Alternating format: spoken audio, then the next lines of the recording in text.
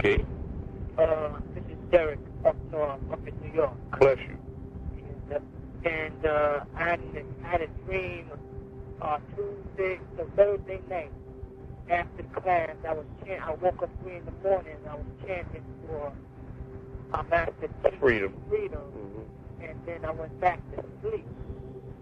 And as I went back to sleep, I dreamt that the master teacher was in my presence at the Hall of Knowledge in Brooklyn.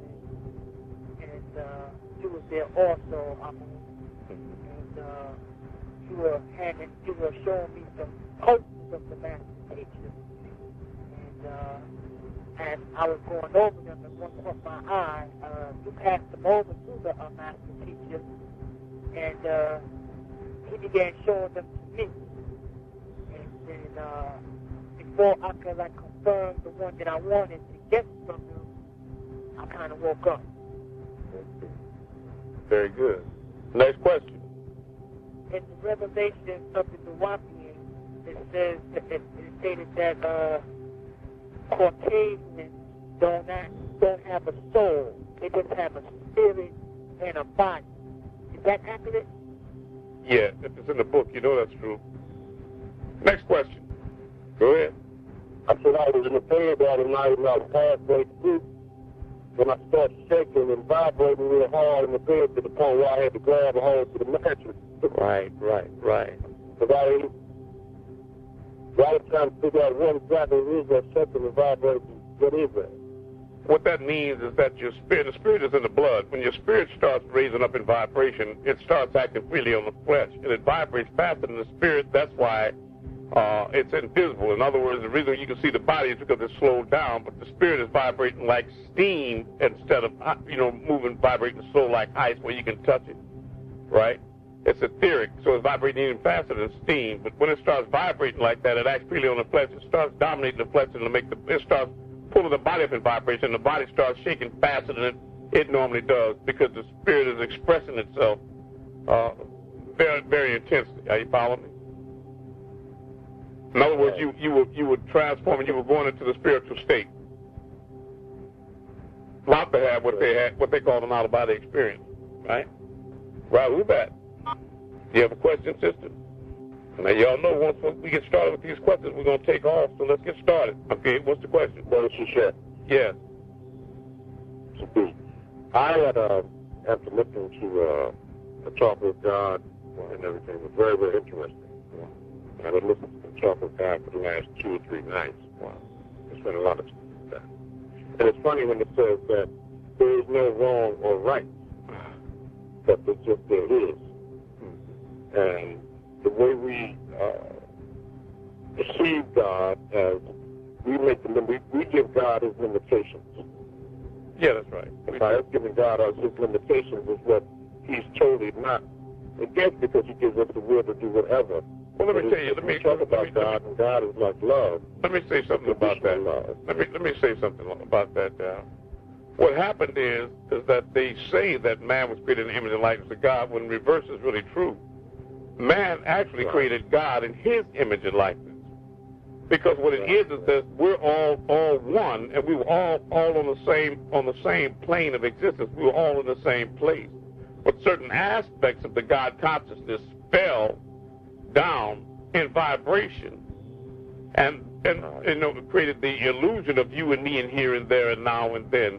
And then the watcher erased the memory from those different aspects and created enocytes, forgetful beings. When we woke up and a lower vibration, or fell from building pyramids to picking cotton, then what happened is by the space or the gap that was created from us falling from our peers, from the ones that are our brothers and sisters, like Jesus said in the Lord's Prayer, follow after me, our Father who art in heaven, means that if Jesus and I and you have the same Father, we're evidently brothers, right? So if Jesus is God, so are you. So the point is that when we fell down to mere men, then we had to look up to our what was formerly our brothers and sisters as a sort of a God. So by default, when we fell, we created the concept of a God, right? But you're right about that. It's interesting to talk with God, and I would suggest, just from what you told us in that 5 minutes, that everybody that hasn't got it, give me a call tomorrow and get that set, so that you can see what it is that Darrell Brown is trying to describe, how exciting it is. Now we need some questions now.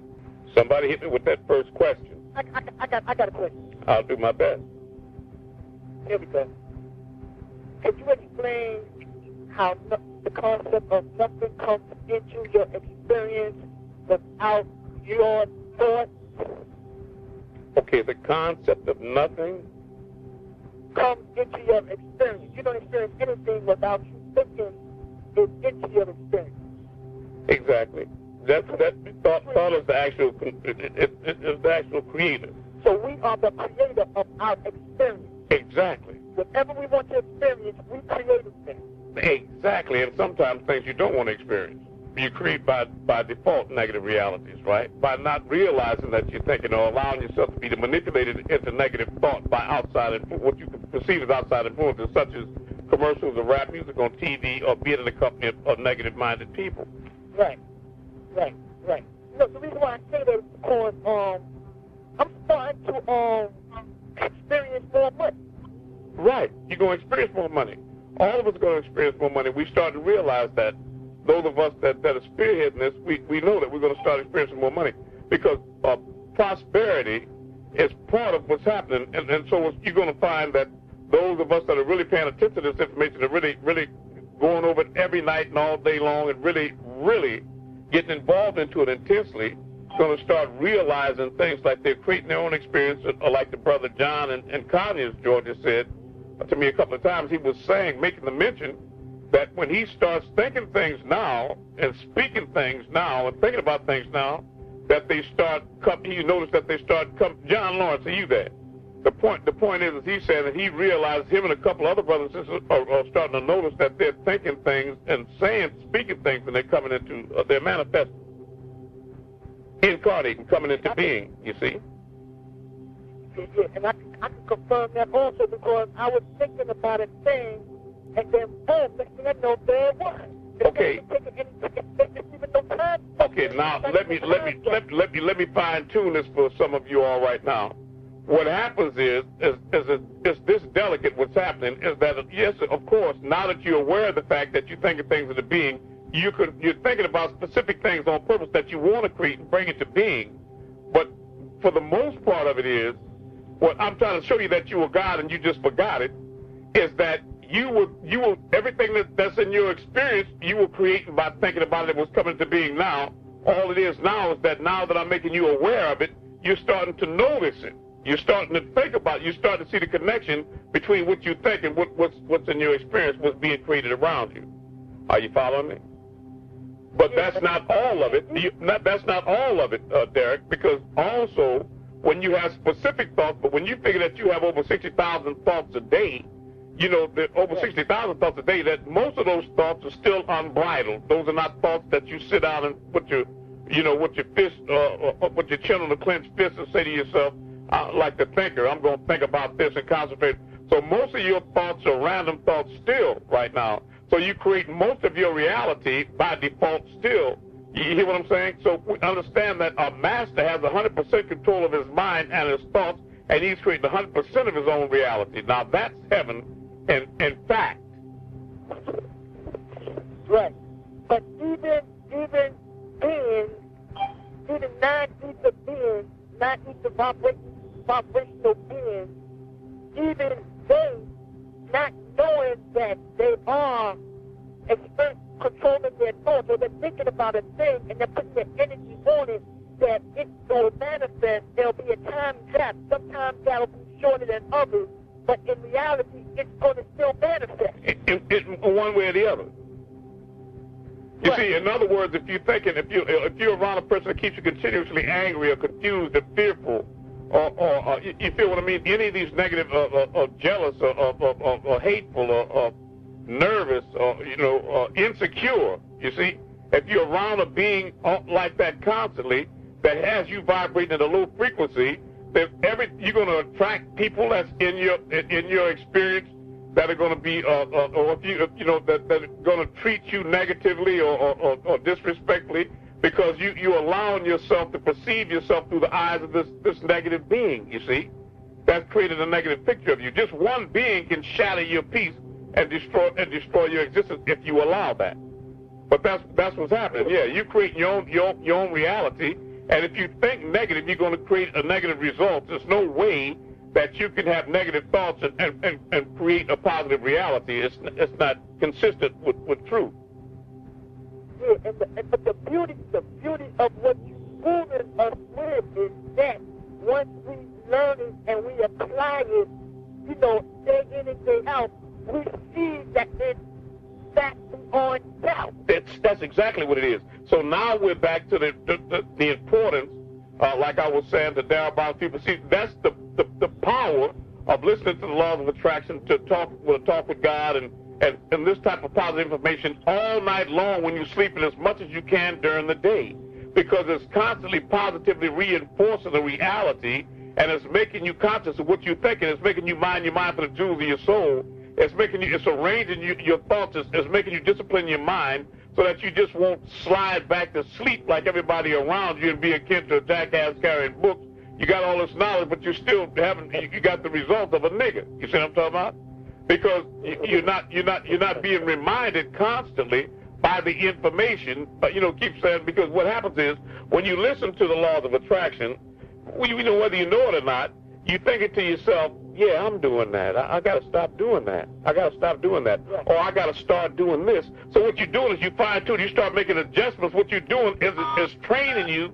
It's training you to think correctly, to attract positive things in your life, and also to reject negative things out of your life, so that you find yourself creating a positive reality. And then as soon as you turn it off, and then what happens is information don't stop flowing in. You just start going back to the same source you had before. You start listening to the rap music, the TV, the negative niggas around you, and pretty soon you back in hell again, and you don't even realize how you got there. You think yourself, I'm not doing nothing different. It's not what it's what you're not doing.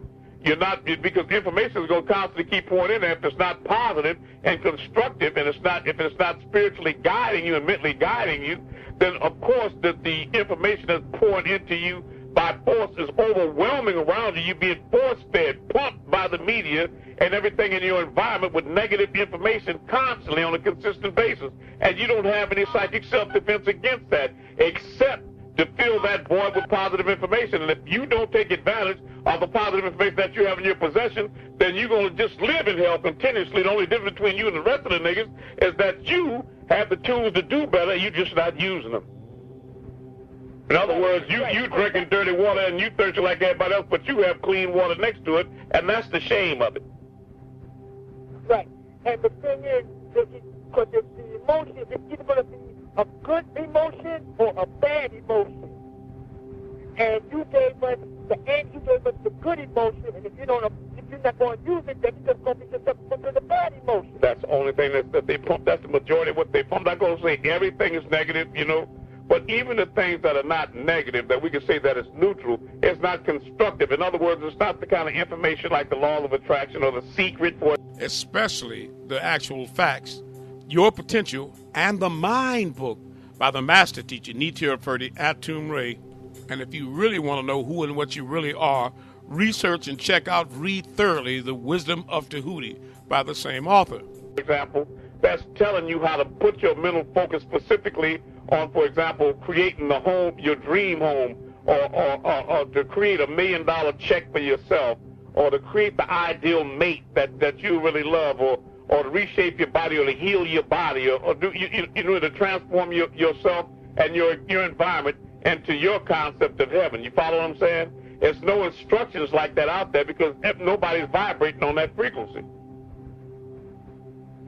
Everybody has a cattle mentality. They just all in line, and what they are is nose to tail, all of them. All they're doing is smelling the next one's butt. They don't even see the sun, S-U-N or S-O-N. I just want to add to that. There is a such thing as being negative truth. Question asked by Darryl Brown, son of the godfather of soul, James Brown. Of negative proof? Well, what I'm saying by reinforcing these tapes, like he's telling you, for God and things of that nature, because actually, when you listen to that tape, it actually tells you, Brother that, and correct me if I'm wrong, there is no really good or bad. It's just experiences. Yeah, well, because there's no reality technically. You know, Malachi said that too to me more than once, that there's no guilt. Okay, but the thing is, that anything that let's not get too let's stay lined up with the fact that anything that stirs a piece of your heart is wrong for you. And when you say that there's no right or wrong, that doesn't give you the freedom to violate the feelings or the respect for other people. You see, in other words, no, there's no real thing. There's no such thing as right and wrong. Just like there's no 18-wheeler trucks. But it wouldn't be a good thing for you to go outside and find your Escalade gone because somebody stole it because he figured there was no such thing as wrong. You follow what I'm saying? It wasn't wrong for him, but it wasn't the right thing for you. You got me? Now, I understand that right and wrong is not real, but like I say, don't jump on no truck doing 60 miles an hour, because when it hits you the way it feels, it might as well be. It hurts like it's real. Yeah. Yeah, somebody rip you off, that you hear what I'm saying, Dal, and it ain't wrong. There's no such thing as wrong, but it's the closest thing, it's close enough to it for you. So, the strongest definition of illusion? So you want me to describe the definition of illusion? Give you the definition of illusion? Okay.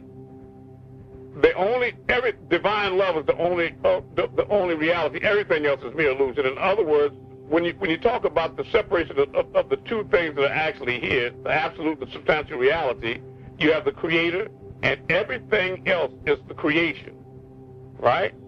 So the Creator, by definition, has neither, for example, beginning or end. But everything that is created has a beginning and an end, and therefore is illusory. Anything that has a beginning and an end, and or an end down, is illusion. Because it was created. It was something that thought up. But the one that's the thinker has neither beginning or end. Which is the real you. Which is the real you, the highest aspect of you. The part of you that we want to activate with this information to get you to start identifying yourself as the I instead of the myself. When you're talking to yourself, Darryl, you say, you caught me, and I'm talking to myself. Who are you identifying as you, the myself or the I? When you say I'm talking to myself. Myself. That's right. And see, that's the problem at the root of the difficulty at the root of the problem. As long as you identify with the myself, then you have no control over anything in your environment, because the myself is created. The I is the creator. Right. Okay? See, the myself is the illusion. Mm-hmm. And the I is the creator, is the actual fact.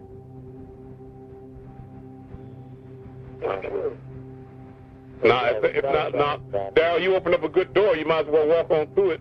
Kick it all the way open, because I feel where you're at, you're trying to make some sense out of something.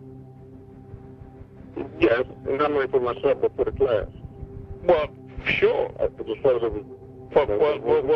Whatever, making sense is a good thing to do, period. Whatever, but the questions that you're starting to ask right now are good. Some people think illusion is magic tricks. That's exactly right. Smoke and mirrors, snake oil, right. Next question. All right, now how they going down there in New Orleans, man? I see y'all done capped that oil in the Gulf, huh? Yeah.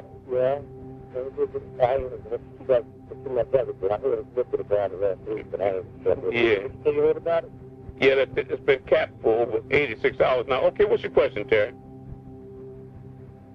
I had a question with the son of that sacrifice again. Okay. You got to stay with it till it's clear to you, yeah. Yeah, I want to know, like, for instance, if they, Suge Knight, got credit for sacrificing, Tupac, right? Right. Yeah, kind of, how did he get credit for that? He got the one that killed him, right? No, he didn't, but he arranged it, right? He arranged his death. You follow me? And he was a party to the man's murder. You know, I mean, it was more than just consensual. I mean, he set him up. You follow me? In fact, he was in the same car with Tupac the night that he was killed, right? So what it is that when you called upon to make a blood sacrifice by what you call the Illuminati, they pick a specific victim, that somebody that would really make you prove your your loyalty to them, like Kanye West choosing his mother. You follow what I'm saying? So they're not going to ask you to assassinate the neighbor's dog, but that, he got credit for that. In other words, the people don't have to actually kill them themselves. You follow me? That would be too obvious, and anybody could read that. You hear what I'm saying? That's not the way a sacrifice to Satan goes. They're more sophisticated than that. They have you removed from the actual crime itself, but you are in concert with the murderer. Okay? It's a conspiracy to commit murder. In other words, it's just. Let me ask you a question.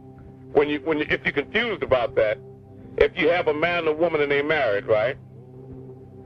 And the man got a lot of money, and then the woman has found another young guy, and she's going with it. She's tired of being with this old guy, and then she goes out looking for somebody to pay to have the husband killed, and she in effect does that.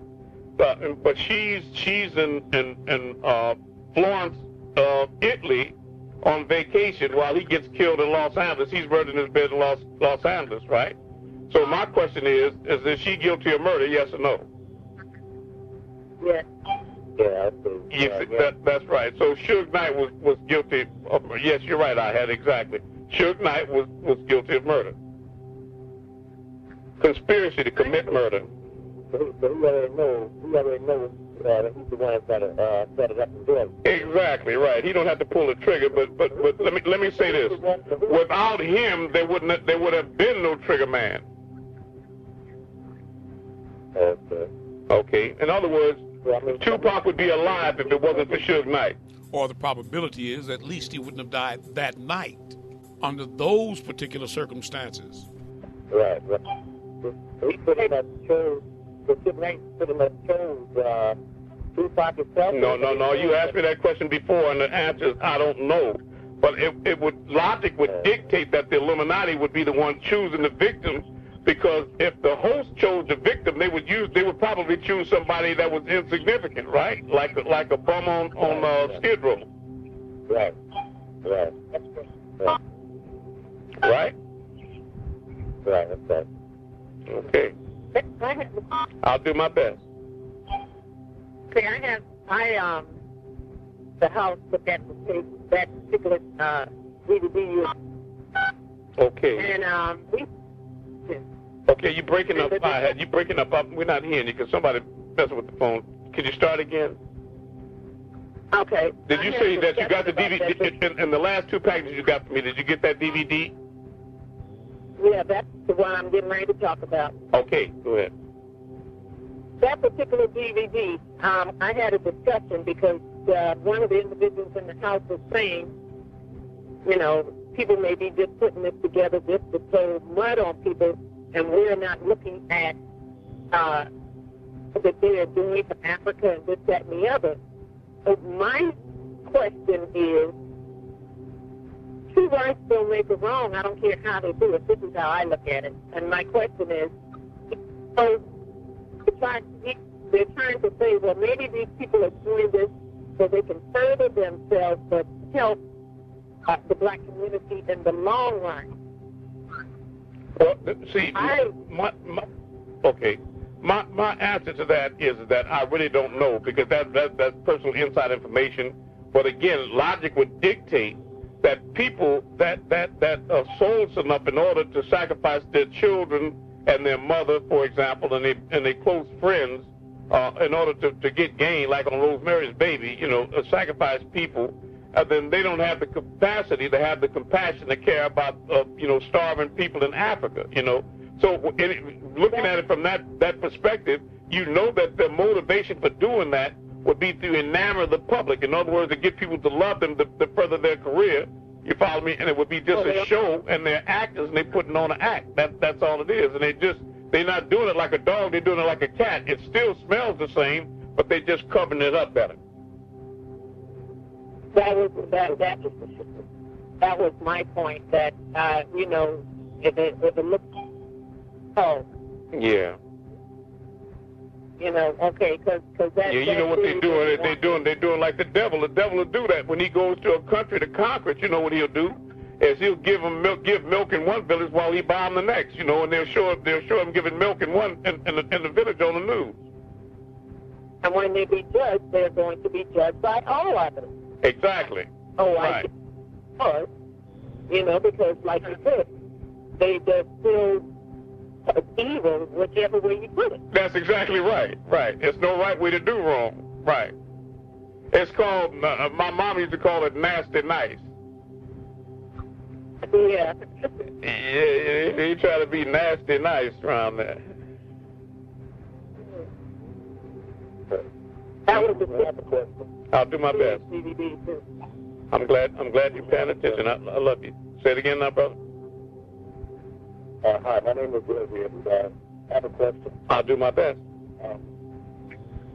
Back a moment ago when we mentioned no right, no wrong, no good, no evil, I've always had difficulty. Please put your mouth by the phone. You sound distant, like you're on one of those speaking machines or something. Could you get right by the phone, please? Okay, can you hear me any better now? Yeah, now we can hear you. Now you can hear me? Yes, so we can hear you now. Please. Yeah. Okay. I was saying that I'm always puzzled by the question of whether or not good or evil exists. When it has been my experience, it seems to be, all of us seem to be going into a war. It seems to be going on between good and evil. And it's as if you almost have to just literally pick your side. It's like if you migrate towards good people, they protect you, they're allies, they encourage you, they uplift you, protect you, and then it comes at you lovingly. But it always seems to be you run across these people that drain your spirit, take you down, they keep you frustrated, they keep you angry, they keep you discouraged. I just always seem to look at that as they're just on the other team. You just described a woman I spent years of my life with. Yeah, okay, that's a good way to look at it. But if the question is, I do. And if the question is, the essence of the question is does good or evil actually exist? The actual answer is no. Reflecting back on what Darrell Brown said, no, there is no, but neither is there a such thing as day or night or up and down or hard or soft or wet or dry. These things are mental constructs and an absolute reality. In other words, when we created the unit, what you call the unit, created nothing, which was only a place to put something, then we created the whole realm of opposites to create the concept of contrast, as you as opposed to me, or here as opposed to there, or now as opposed to then. Right. So good and evil are really poles that are grounded in the same reality. In other words, if you have a thermometer and it has 100 degrees on it, right? 100 degrees is hot and 1 degree is cold. My question is 50 degrees hot or cold if you had to make a definitive statement about it? You follow me? Is it both or neither? Is the glass half empty or half full? You see, so that's my point. But the thing is that if you're in a room and you have a physical, in your essence is clothed in a physical garment, in other words, you have a lower aspect, and you're in a room, and we drop the temperature down physically to 1 degree or raise it to 100 degrees, then you're uncomfortable physically in the physical aspect of your being, and in substantial reality, you're absolutely uncomfortable even in reality, because your discomfort is translated into the mental state, because that's where you really feel it, right? Right. Okay, so are you following what I'm saying? So the answer is no, there's no such thing as good or evil, but there is an effect of good or evil on the physical plane. Correct. There's a result, good and bad has its own reward on the physical plane. You see? In other words, if you're going to believe in physical existence, then you have to believe in good and evil at this level of vibration, right? In the same way that you have to believe in life and death, right? Correct. Good and evil will exist here on this plane the same as life and death. We know that there's no such thing as life or death because that which is inside of you is eternal. In other words, when your physical body dies, your inner being will leave and migrate, and it'll incarnate into another physical being somewhere else at another time and continue to live on. Are you following me? Correct. Okay, but now as far as if you identify, that's why it was so relevant when I asked Darrell Brown when he says, you caught me, I'm in here talking to myself. Who is he identifying as him, the myself or the I aspect of his being? And most people here, if they're honest, will say the same thing he did, that he thinks of, when he says, I'm talking to myself, he's thinking of himself as the myself, which is the lower aspect, the physical form. And to that physical being, then yes, good or evil or hot and cold or life and death would be relevant to that physical being, which is illusionary because it's only created by the I. Right. And the I, I'm talking to myself, you see.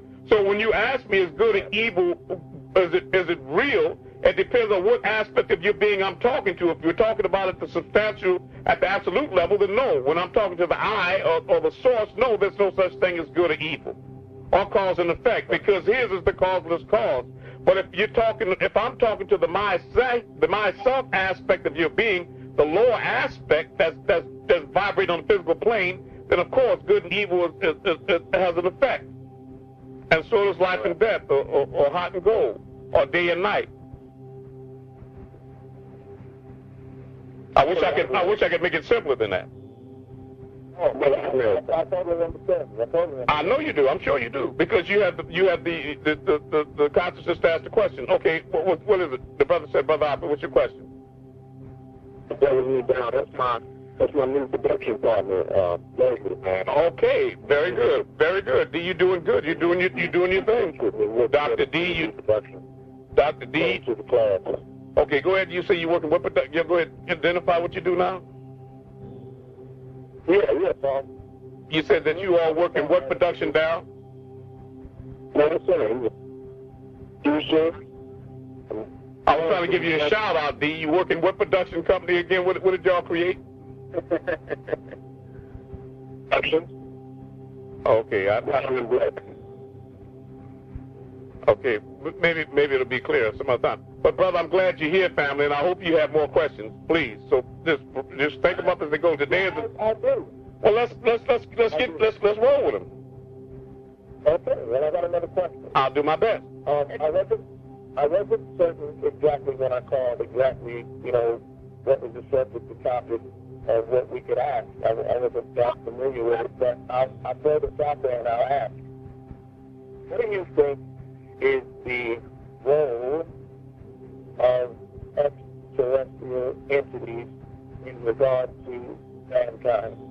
Okay, that is a good question. And the role of extraterrestrial entities is that they are the creators of mankind. When you go to the Bible, to the book of Genesis, for example, when it introduces itself with, and let us create man in our image and likeness, we're not talking about a singular God. We're talking about a plural God, right? Okay? And so what happens is that this planet is seated entities. So we are actually, for example, this is the Alma Project. And there were beings from the Orion constellation that had migrated from Ilion Galaxy, which was the 19th galaxy, after the Milky Way, the 18th galaxy, from a planet called Risk. I know it sounds strange, but after they migrated, because their ozone layer was ruptured by a tri-solar system after the explosion of the plutonium bomb, they migrated to the planet Mars. And if you go and look on your computer and do a search for the five-sided pyramid complex in the Homo erectus face on Mars, on the plains of Sidonia, taken by Greg Molnar in 1976 on a NASA flyby, you see the five-sided pyramid cities there and the face on Mars. And now what is interesting about that is that they're set up on a 19.5 grid. Are you following me? And that is because after that creation was created on Mars 450,000 years before they migrated to Earth. And one of the places that they migrated to Earth to set up 7 cities was at Giza Plateau in Egypt. And the three main pyramids at Giza are lined up with the 3 stars in the belt of Orion, as well as the 5-pointed pyramids on Mars. And interesting enough, those pyramids are also on a 19.5 grid as well. Now, so those were the extraterrestrial travelers that came in. Now, when you start talking about looking at the frescoes on the walls or the mirrors of the Egyptian pyramids, you're going to see that you see beings there that are blue and green in hue. A lot of times you're going to see them like Osiris, and they're going to be having a green. And you notice that a lot of times when black babies are born, that they have blue and green spots on their buttocks or their back. Have you noticed that? Okay, that's because the planet that we came from formerly had as the elements that were dominant there was platinum and gold, right? And when we got here, what it is, the main element is iron, right? So we're no longer green. Like that's what he speak about. The white man talking about the green men, the green men from Mars, the little green men. They're talking about us, right? They used to call it brothers had olive tone complexion. The sisters had olive. She got olive tone complexion, that's green, right? But what happens is that since we have iron, that's the dominant element in this Earth system, that when the iron, because we're over 90-some-odd% water, when the iron mixes with the water, then it rusts and it turns us brown. Are you following me? Now, another proof that the extraterrestrials came here and seeded this planet is an example I give. If scientists, archaeologists will go to sheer cliffs like the Grand Canyons and catapult themselves down the sides of the sheer walls, as they drop down to the bottom of the canyon, they pass through different layers of strata of Earth, just like dropping back through time and years until they get way down to the bottom, and they're millions and millions of years back in Earth's history. You see that? And they're down with the protozoa and the single cell amoeba and this, that, and the other. Then as they pull themselves back up the rope, they're coming literally back up through time. It's just like the rings on a tree, right? And then as they pass up, they start seeing that they come out of the water, and the fish, develop and evolve into creatures that have 4 feet and breathing with lungs, and come all the way up almost to the final strata. Then you see that you got the great apes or the primates, like the Australopithecines and the lairs and the gorillas and the orangs, and the chimpanzees and things like this, right? And the Homo erectus, right? Okay, now what happened is when these extraterrestrial beings came here, they came here in pursuit of an element that's called gold. They were doing planetary shopping. They called it noob, and the gold in that land of Africa was good. They mined this gold in order to take it back to the planet, their home planet, that they had to migrate from, because the ozone layer had been ruptured, like that big hole over Australia right now is depleted, and the ultraviolet rays are starting to penetrate through here and create a lot of damage here on this Earth, irreparable damage here on this Earth. And what they were going to do with the gold, because of the properties of it, is to granulate this gold into a fine powder, and it has properties that it never rusts, you see, so it reflects light. And they're going to take it back in great quantity and then sprinkle it in the atmosphere over the hole the ozone layer was ruptured at, and then have it be so light in particles that it stays suspended in space and acts like a Band-Aid over the hole that serves to reflect the sunlight back away from the planet to allow it to cool and to stop the penetration of the harmful ultraviolet rays, so that the planet would be conducive again for them to return home to their home planet. Now, and coming here to mine for that gold, which was the main, but there were extraterrestrials that came from multi-faceted places from all over the diverse existence for various reasons. Some came here simply to hunt dinosaurs as a sport, right? But the ones I'm speaking about that you call the Anunnaki or the Elohim in Hebrew, those beings, those Anunnaki came here. The Natural came here, and when they started mining for the gold, they set the mining up, like I said, in 7 cities. And you can see the waterworks in Indonesia and the great work that they did. But the thing is that they were such intellectual and supreme beings that they never really were physical labor force. And they groaned and grunted and gritted under the work. And the Agigi, or the masters that hovered in the sky above the earth, that demanded a certain quantity of gold be on time in order to mend the depleted atmosphere on their home planet, wouldn't let up on what they demanded from them, but they rebelled, and they threw down their tools and just quit the work. At the same time, the demand for what they needed, it was like an irresistible force meeting an immovable object, so there was a problem. So one of the head scientists, a fellow named Enki, who worked with some other head scientists, Ariska Gale, a woman, and Nin Hershag is another, and Mother Ninti, right? And Sharestar, Nergal, these 4 head scientists, they got together, and Enki said, they kept saying, well, we need to find somebody else to carry on the workload. And Enki said, well, there's such a creature exists right here on this planet. And he was making reference, of course, to the Australopithecus, the great apes, and the Homo erectus, right? So they took a 600-year Adama project, and they set up laboratories, one at the Great Pyramid at Giza, another one on the dark side of the moon, and another at the five-sided pyramid complex on the planet Mars. They called these laboratories Shimti, where they set up this genetic breeding, and it took 600 years. It was 100 years for gathering, 400 years in order to clone them, and another 100 years to educate this species. And what they did when they captured these apes is that they took the Sharu blood, tima, and DNA from out of a natural man called gas stew, and they binded it on the tit, and they put it inside with in vitro fertilization, the egg of an ape woman, the egg of an ape woman, and placed it inside one of the scientists, Mother Ninti. And then the egg developed, and after a while they had a lot of trial and error, and that's why that you have a lot of people here that are born without legs or blind and certain physical defects and mental defects, because it was trial and error. But they kept working until they got something that was decent enough to represent as what they called, well, let us create man in our image and in our likeness. That was the Adam Project, and they set these people up, the wu-nuwaupu, who were the primitive workers, and Rhodesia, modern-day Zimbabwe, to do the mining for them for the gold. And those beings are the ones that's us right now. And so this race of beings, when the Bible says, and the sons of God came down and saw the daughters of men, they went into them and gave birth to men of renown. There were giants in the earth in those days. That's the ones that built these great pyramids and things that white people can't figure out how come that was such intricate work, and the integrity between the stones that was apparently cut with light amplified stimulation, emission, radiation, what you call laser today, is so tight in its integrity that it's tighter than the seams on a NASA craft. It's because that they were influenced by extraterrestrial beings. That's the mothers and fathers of us, the black race. Because if you look at everything in the genome here on the planet Earth, every animal on the planet Earth has the same pigment speed. It has white skin, it's got straight fur, and transparent eyes. There's no creature on the earth with nappy hair and thick lips and black skin except us. So you see, we are the brother from another planet. We are the extraterrestrials here. Now, I hope I created some questions, generated some questions for you. Incredible. Yeah. Ancient Sumerian text that basically supports exactly what you said. Exactly.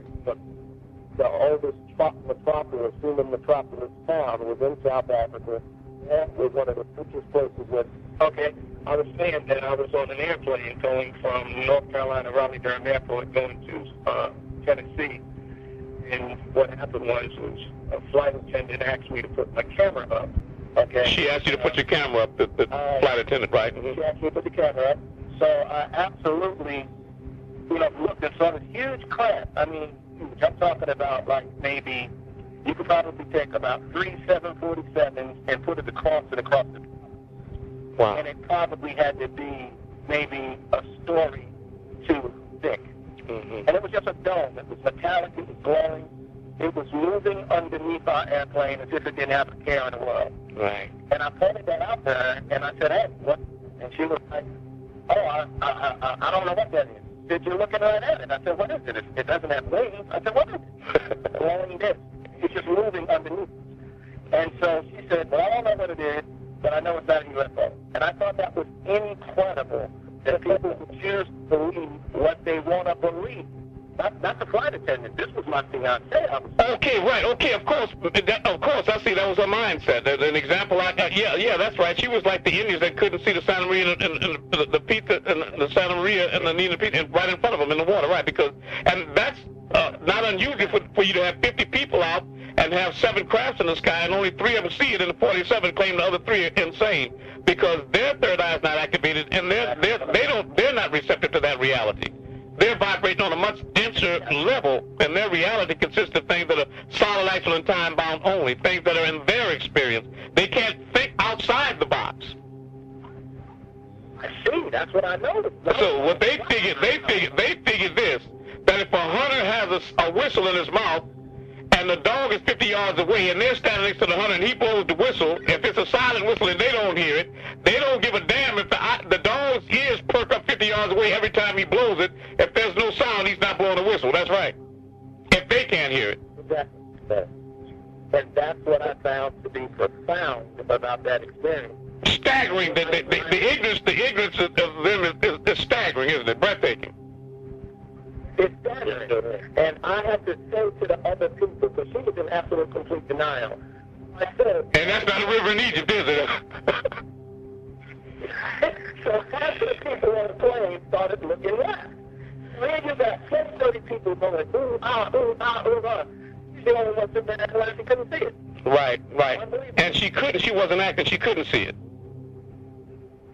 Because it wasn't part of her existence. Now, just like I was showing them about focus and mental focus and the powers of the mind, I gave them an example of a man and his daughter and a hypnotist and he read the watch behind his daughter that the hypnotist convinced him that was no longer there.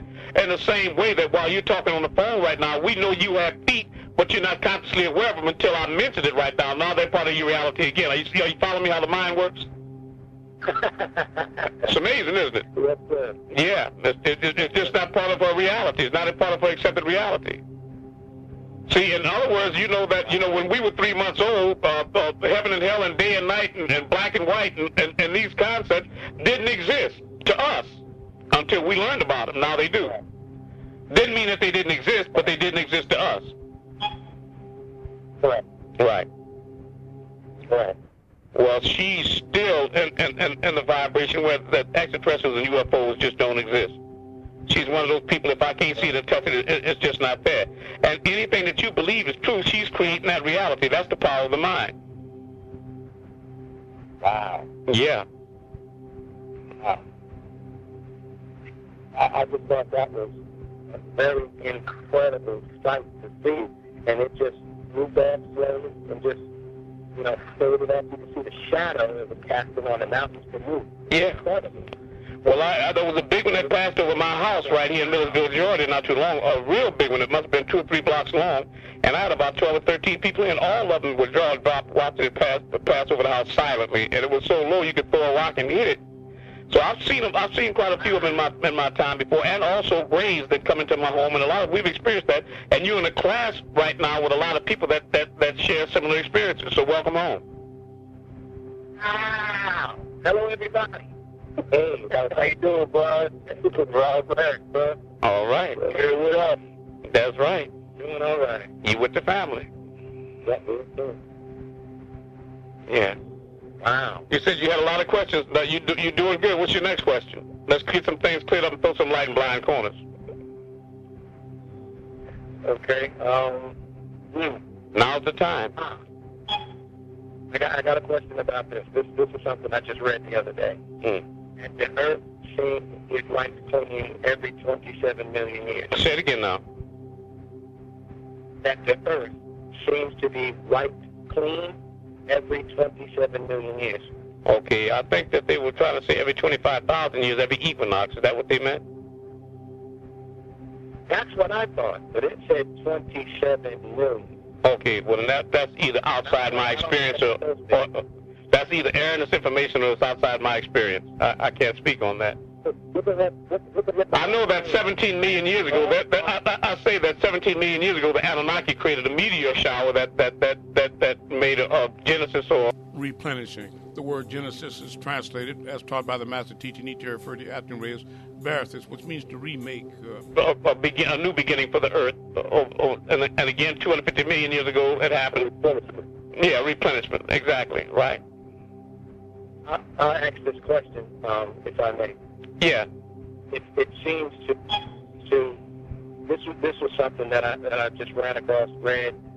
I'm always looking to research. Darryl knows this. I'm researching a lot of stuff quite often. And here's a concept. Welcome a lot of people are, asking about. What if everybody was, let's say, version 1,009.5? What? Say it again. That concept. What was the question? What if everybody was what? I didn't get that. What was that? What if everybody was what? It was a question, just a hypothetical question. Okay. I'm showing you a thought process about something. Imagine everybody being version 1,009.5. Version. To put it biblically, there's no version. Now imagine biblically, as it says, there's nothing new under the sun. So imagine the concept of everybody has been here before, some shape, size, form, or fashion, and just repeating it. That's not a concept. That's actual facts. That's not a concept. That's actual facts. Exactly. That's actual facts. Now that's what I meant by being right clean several times already.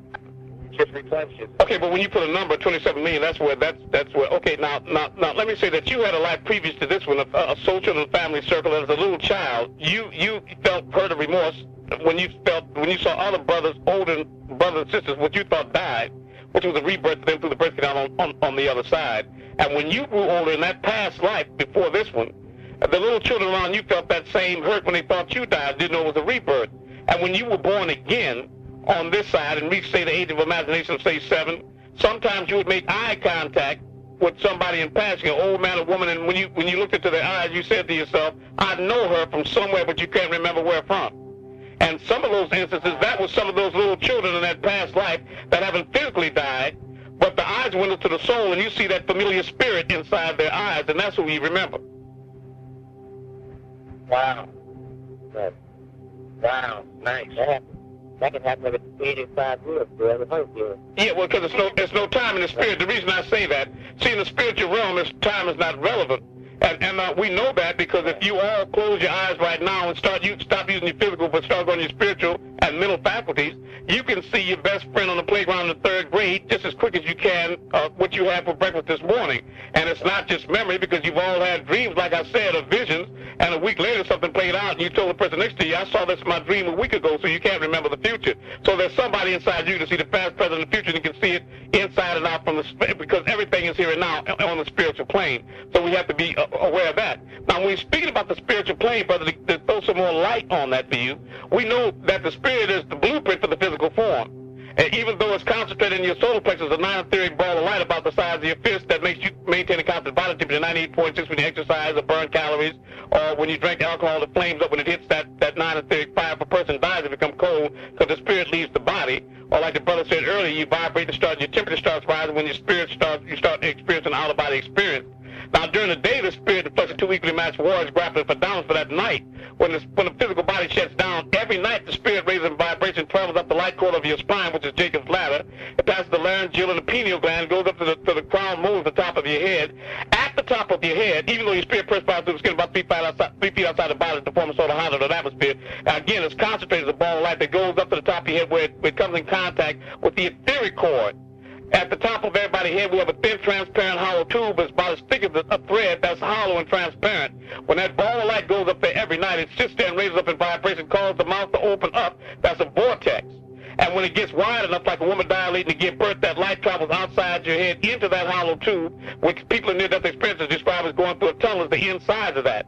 And then you have that dream like you're flying or floating, and sometimes you look back down on the bed and saw your body. If you did, it never looked back at you, nor will it ever, because the light is the life in man. The body is unanimated like a car without the driver, you see? And then after you got through flying and floating in that dream, you had the sensation sometimes like you were falling, but you never hit the ground because you slid back down the tube, popped back into your head like on sliders and reanimated the flesh. Your eyes opened up, but some of your friends couldn't move. It's sleep paralysis. They have to be patient enough to allow that light to travel back down the light cord of the spine, get properly seated in the solar plexus in order to trigger electrical impulses to cause first hands and feet, up your fingers and hands and eventually toes and feet to wiggle, move so you can reanimate that flesh. Now, knowing that aspect of you that's inside the temple is where God is, and the temple is not a building that's people to place on the side of your next to your ears, that inside of you, that goes from body to body and lifetime to lifetime and has always been here in one form or another, because energy cannot be destroyed, can only change form. Yeah. I have a question. I'll do my best. This is Lauren. How you doing? I'm glad to hear your voice. I had a question because I'm reading this book called DMT, the Spirit Molecule, written by an MD doctor. And he was saying that when, your brain or your pineal gland makes DMT and DMT. Okay, I was reading this book called DMT, the Spirit Molecule. And it was written by a doctor, his last name is Richardson, he's an MD. And he was saying that DMT is your penile gland produces DMT, and DMT is a psychedelic compound that when anybody takes it, well, because I think, some tribes drink ayahuasca and different, comes from like it's in everything, it's in plants, it's in everything.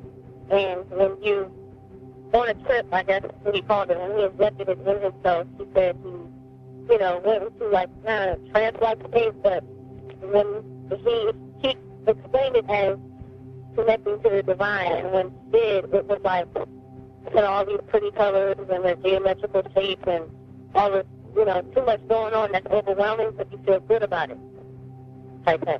Okay, and the question is? You wouldn't be able to, never couldn't explain it, like it's something that's chance. Right, because it's not of the earthly. Yes, it's literally out of this world. That experience is. He had raised up to another plane of another state, another mental state, not like the state of Georgia, but another vibratory state. Okay, but what is the question, or did you have one? State of consciousness. Yeah, like how would you see? How would you? I don't know. How would you experience something like that and not be afraid? But I guess if you were in a state of mind where you were afraid, would it not be this euphoria type thing? It would be something that's more like, horrifying, terrifying. It would be if you went into it with negative feelings about it, right? But the thing that would free you from that, the thing that would free you from that, is the reality of the different states and the planes of existence and to realize, to reflect back on, and we're talking about you in particular, if you reflect back on things that you've learned in this class about the oneness, to know that there's nothing here but you. For example, again, remember I gave you the example that you were in the room as a child and the lightning was flashing at night and the coat hanging up on the back of the door looked to you in your imagination like a man standing over you with a hatchet. But the thing I told you is that when you were afraid, you have to remember that there's nobody in the room but you. So who is it actually trying to frighten you? It's yourself, right? It's some aspect of your own. You're the only one in the room. So when I say there's nobody here but you, in short, I mean, we're only a reflection of you, in the same way that if I ask you to write a story, Lauren, and again, you got 15 characters in your story, and each one of them got different personalities and different thoughts, but if I ask you where they all got their spirit animation and thoughts from, you would say, me, I'm the author of it. Let's analyze this. Do we really have 15 different characters, or are they 15 different expressions of one mind? Because in absolute reality, they're all you. Follow me? So we know there's only one creator. He don't have no parents, mothers or fathers, or brothers, sisters, or children, or friends. There's nobody here but him, so who must you be? So if there's nobody here but you, then there's nothing to fear except fear itself, literally. In other words, whenever you created the concept of you and me, it's just your own negative thoughts personifying to confront you. And if you think that your own mind can't affect you negatively, then ask yourself why people can pick up cigarettes, again, and read on the practice Surgeon General determine that it's harmful and may cause death, and after they premeditate that harm, light it anyway. Okay, what's the question? If you, say consciously I'm not making any, or not thinking about anything bad, with my second brain or my cerebral cortex in the back, if that goes on, that's like awake all the time. And if that's thinking of something bad and I'm not aware of that. Well, the one that goes on all the time is actually not your brain, but your mind, right? Which is just completely different, because your brain is contained in your cranium between your ears, but your mind is boundless. Right. It's the actual mental reservoir, and that was there before you were born, or before you even had a brain. It'll be there afterwards.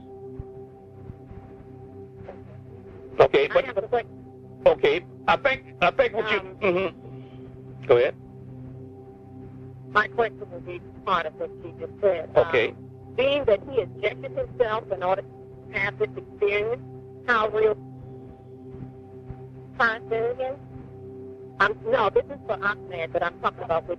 Okay, you be breaking up now. Being that he injected himself with some sort of substance in order to have that experience, how real was that? Well, was that the drug? Okay, the effect. Meeting with everything. Okay, let me say about drugs. Drugs cannot. He injected himself. Okay, always remember this one thing about drugs. Drugs can't create or bring anything out of you that's not already there. Okay, always remember that. They can't bring anything or add anything to you that's not already there. Drugs can't. In other words, it's just a placebo effect. He thought when he injected the drug that it might have a that type of effect on him. More specifically, what is the question again? Let me hear it. So you have people that hallucinate without taking injections. You have people that go travel to different realms of experience and different planes and different things and out of body experience, and they don't have any physical thing. Right? Yeah, it is natural. But he needed something artificial. He injected himself what he chose is to have an artificial substance to convince himself that he was, to induce him into a natural state. In other words, that's what he needed as a placebo. He needed it as a sort of placebo to convince himself that when he did that, like acid, it would put him on a trip. Yeah, that's what I was getting ready to say. It sounds like LSD or something. Well, yeah, but we were talking about that too, all of them, like all the types of drugs that are psychedelics. But he was saying DMT is already found inside our brain, like we already make it, and you see a whole bunch of it, like when people are about to die, you see a whole bunch of it being pumped into your blood when you're about to die, or when you're having some type of meditative state. Okay, let me say this. You can see things. You can see things without. I'm gonna show you that it's not the physical chemical drug itself, because you can see things without the brain or without the physical eyes. Period. Right? Because really, sight is not a result of the physical eyes at all. It's just a three-dimensional hologramic light show going on in the visual cortex of your mind. You know that, right? Everybody, you're aware of that, right? And there is no such thing as out there. I try to explain to Lauren about her fear that she had, which is an original question, right? That there's no such thing as things anyway. That's only going on inside your mind. It's no effect on the physical brain of a drug that's inducing visions. Are you following me? There's no, because you're not seeing anything in your brain anyway. Everything is being seen in your mind, right? In the same way that if you're driving down the street, again in the car, and you see trees and mountains and your hand on the steering wheel, you imagine they're out there. Always remember that there's nothing that you can see with your eyes open that you can't see with them closed. But there are many, many things that you can see with your eyes closed that you can't see with them open. Now, if you're seeing these things with your eyes closed, and where are you really seeing them at? It's not with your eyes or with your physical brain. It's with your mind. Are you following? That's why they call it the mind's eye. So you see, your mind is not a physical. It's not physical at all, so it can't be affected by a physical chemical or a drug. You see, you feel me, Lauren? But if you believe that something, in other words, just like I told you about a control group of people with 100 people, and 50 of them have diabetes, and all the other 50 have that, but if they give sugar pills to half the group and the control group, when they come back, even though they took a placebo, it had the same results as the so-called real drug, you see, because they believed it. It was their belief in it that caused them to be affected by what they thought was a chemical drug. So he injected himself with the thought that he was inducing some type of an altered state, and that was the result of it. Okay? And you might say, well, what about people that you slip a needle into and they're not aware of it? Well, the person injecting them, they believe that they're giving them a substance to create an altered state, and so that the illusion comes through them via their mind, okay? But it's all a mental construct. It's all in your mind. Anything you can conceptualize, you can visualize, actualize, materialize, and thereby realize. It's all in your mind. But don't have any fear, Lauren. I guess the thing I'm searching for is to try to tell you don't have any fear of moving to altered states of existence to other planes, because there's nothing to hurt you. I mean, you have to rationalize your fear. I mean, if you saw a lot of different things, Lauren, what would be the fear? I mean, you don't think you'd be physically harmed by traveling to altered states, do you?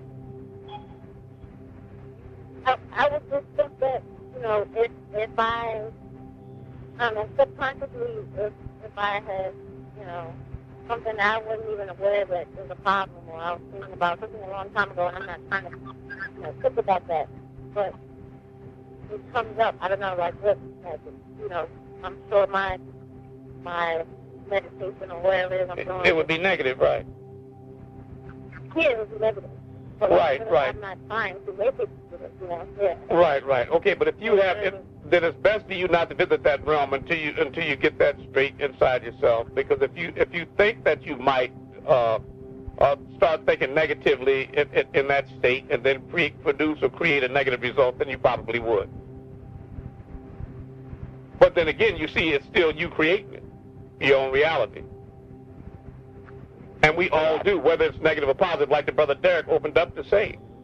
We all create our own reality, whether it's negative or positive. That's why the Master always says, mind your mind for the jewels of your soul, right?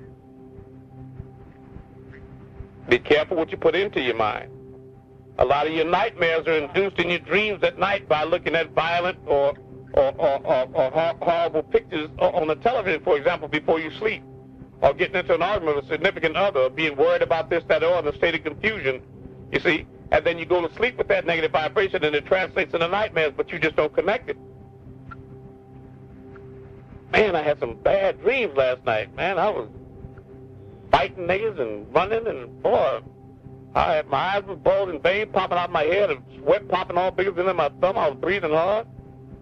And I woke up like James Brown in a cold sweat. Yes, sir.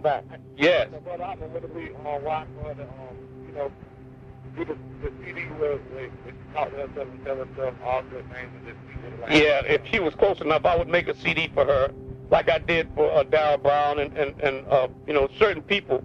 I did that for personally to get in their own voice to have positive affirmations. And I'm trying to figure out how to do it for certain people on the phone. I think I already committed to Susie that I would do one for her, for example. But you're right. The best thing is, in other words, just like in fighting, always remember the best defense is a great offense, right?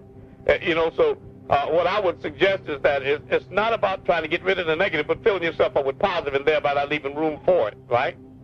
Not just getting rid of the dark, but filling your mind up with light, you see? In other words, to purposely keep filling your mind with positive information, Lauren, all the time, and positive affirmations, and keeping things on like The Secret and things that are comforting and make you feel secure inside and give you guidance and light, and play it all night long and as much as you can, walking and riding in your car, and fill yourself with that kind of information.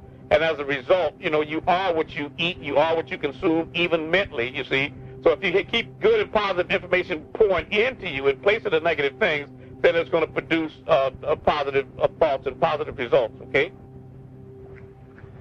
Wild Bill. Yes, okay. How's it going, Wild Bill? Okay, hey, man, how's it going? Oh, I'm doing okay for a young man. Man. Say it again. Your class be over your house, they want you to communicate with them more, telepathically. The craft that's over my house, okay, now this brother, he's been in the Wyoming for a long time from out of Washington, D.C., but he's here in Millersville with me now, and he actually calls the crafts, and I've seen pictures and videos of it. He's given me some of them, Hakeem that's on the phone now. And you're right, the crafts are all over my house a lot. They're frequently over my house, right? I got a message. The message is that they want you to communicate more telepathically. It's up there, you know where it's at the top of the hill over the church? I know where they are, right. But I've seen them come close. They ride right over the top. I know what they asked me to do. I had to do what they asked me to do. All right, then. Thank you. I need to tell you to communicate. All right. Next question. What do? I want to learn how to communicate with them telepathically. I'll say it again. Communicate with them. How would I do that? I want to learn how to communicate with them telepathically. You don't have to learn. You just have to focus on it. The ability to communicate telepathically is inherent in you. Again, the example I gave is you sitting there reading a book and a fly is bothering you. Then you say, I'm going to put this book down and pick up this fly swatter. What does the fly do? He flies away. Then you say, I'm going to put the fly swatter down and pick up the book. What does he do? He comes back. Fly's reading your mind. It's okay. You read his too, because you say, watch what he does when I do this. Watch what he does when I do that, right? That's telepathy right there. Because there's only one mind.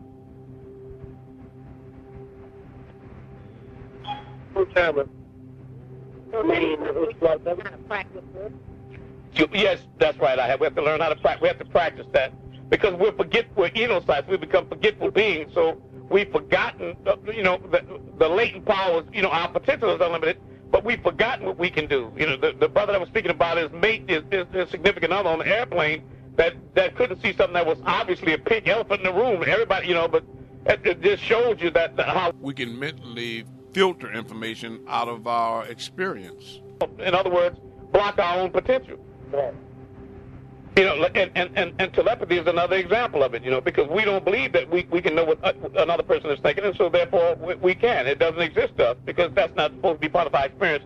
It's just like Wile E. Coyote running, and he runs off the cliff, and then after he walks way out there, then he remembers, oh, that's right, I can't fly. Then he falls, right? Like Simon Peter, he walked all the way to Jesus, and then he looks to the side, and the waves are choppy and high, and then he starts to sink, and he pulls him up, oh, ye of so little faith. He done walked all the way to the man. I mean, you feel me? A lot of times it's you have intuitive flashes, and since the deja vu would pick up a phone before it rings and know what somebody's about to say next before they say it, and all these intuitive mental telepathy and all these type of things, intuition, clairvoyance, psychometry, you know, all have random access to all four of your higher senses.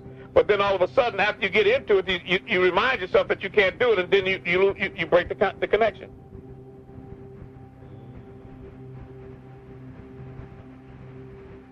Is there a certain name or something that you need to, you know, like, I need to do a person? No, see, that's the thing. You see, let me say, that's the problem. That's the really difficult.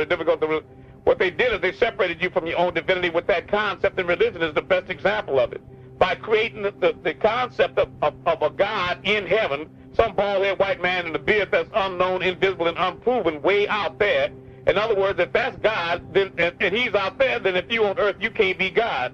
They separated you from him, but you're God, and God that you're looking for lives in the temple. The temple, I said, is the place on the side of your head next to your ear, and your eyes are windows to the soul. There's nobody here but you. God is in heaven, and the Bible says the kingdom of heaven is where? Within you. So if the kingdom of heaven is within you and God's in heaven, where's God? I'm trying to show you that they think they slick, but they're not that slick. You see what I'm saying? Or if you go to 2 John 10, verses 30-36, Jesus speaks to the Jews. He says, I am my Father, the one that you took up stones again to stone him. He said, many good works have I chosen for my Father, for which of those works do you stone me? They said, for good works we stone him, not but for blasphemy, and because that thou, being a man, maketh thyself God. Jesus answered them, isn't that written in your law? I said, ye are gods. And if you call them gods, unto whom the word of God came, and the scriptures cannot be broken, right? Psalms 82, verse 1 and 6. Right? So, you're God. If Jesus, a lot of people believe Jesus is God, but when we repeat the Lord's Prayer after him standing next to him, we say, our Father who art in heaven, our relationship to him is we got to be his brother, so if he's God, what does that make you? In other words, if you create an image and likeness of God, what would you be? If I took the picture of God and that's God, and you his image and likeness, then if you're a child of God, what you going to go up to be, a butterfly? I got a question. Yeah. My question is prayer necessary?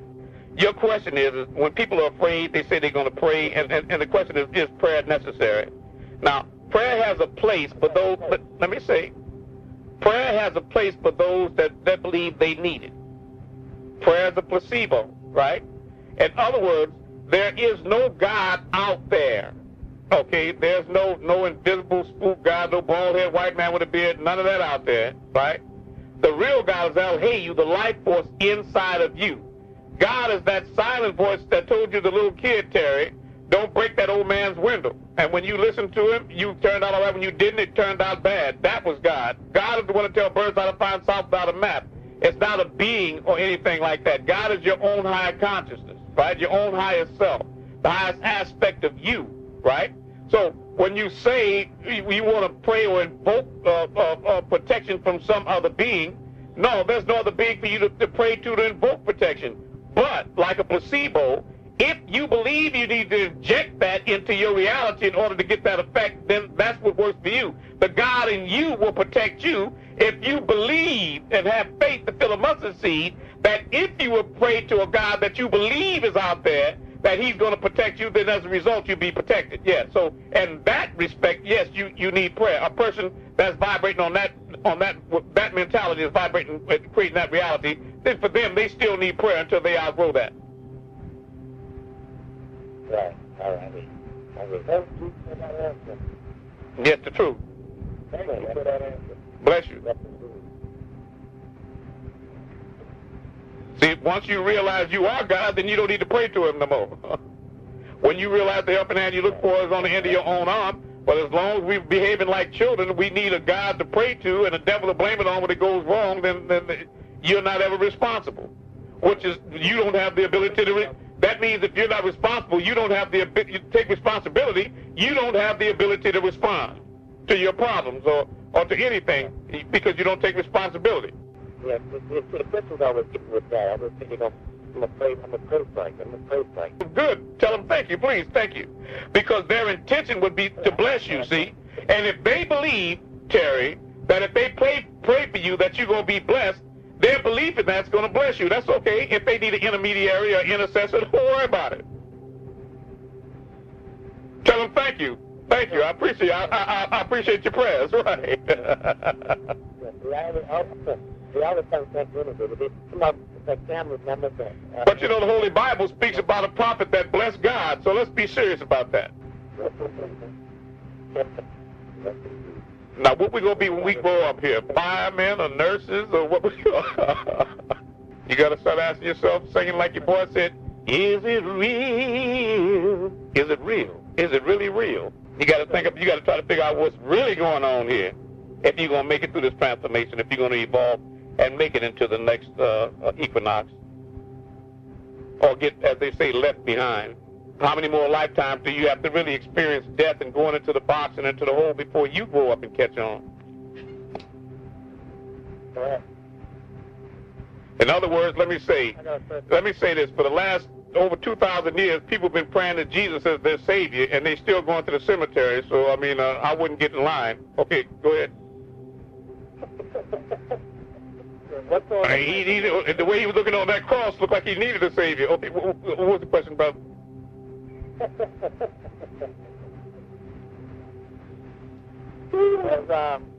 Can you speak on what's the height of 2012 and beyond? What's all that about? Okay, well, I know one thing. People are creating that reality because if you get enough critical mass, enough people thinking, you know, that's going to be the, you know, that's going to happen. You're going to have some earth changes, but it's going to destroy the system of things as they are, not the earth itself, right? Not the planet itself, but the system of things. And what's happening with 2012 actually is there's been a transformation, a renaissance. People are evolving into spiritually elite, and there's only going to be the people that's going to really make it through this crisis is going to be scarce as hen teeth, and most of them are going to get caught up in this catastrophe when times get beyond repair. It's obvious that the polar caps are melting, that the water is rising, that the heat is getting hotter, the storms are getting stronger, and the money's getting skinnier, and I mean, you know, everything except something to do with Jesus or the good thing, everything but something good is happening, right? So we can see that the light at the end of the tunnel is an oncoming train. So I would think it's time to change tunnels, right? And realize that you're going to have, there's nothing out there to save you. You're going to make that journey within and get in contact with the God inside you and create another reality and transform into a supreme being. In other words, when I ask you to write a story and you got all these characters in it and you say, this my story is Huckleberry Finn, well, as long as you identify with the characters in the story, or when you say I'm talking to myself, you identify with the myself, then you don't have any control of what happens on the next page of the next day until you become one with the author again, or one with the eye at the top of the pyramid, which is the nasal cavity when you face the mirror, until you realize that you're the source, the creator of it, then you don't have any control of what's going to happen, and you can't be saved. You have to be your own savior, so take responsibility and give yourself the ability to respond. Yes, indeed. I'm going to let you all go right now, but some of you need to call me tomorrow and get these spiritual packages going so I can get this information out to you so you can start transforming yourself right away with the quickness, okay? Anybody need my personal number? Let me know. I can give it to you right now. 478-454-4004. That's 454-4004. Yeah, Ahmed, A-H-M-A-D. I'm your brother from another planet. It's me. And I'm back again. Yes, indeed. I'm serious as a bag of dead babies. It's really me. Yes, indeed. Oh, happy day. Been a pleasure. Been a pleasure, too. Love you, D. I love y'all. Yes. Brother Hawk, I think you don't mind me, the brother might come down to me. That's a good thing. You know, that's a good thing. All right. Y'all call tomorrow and get these packages. Let's do this thing. Love you, too. Why do?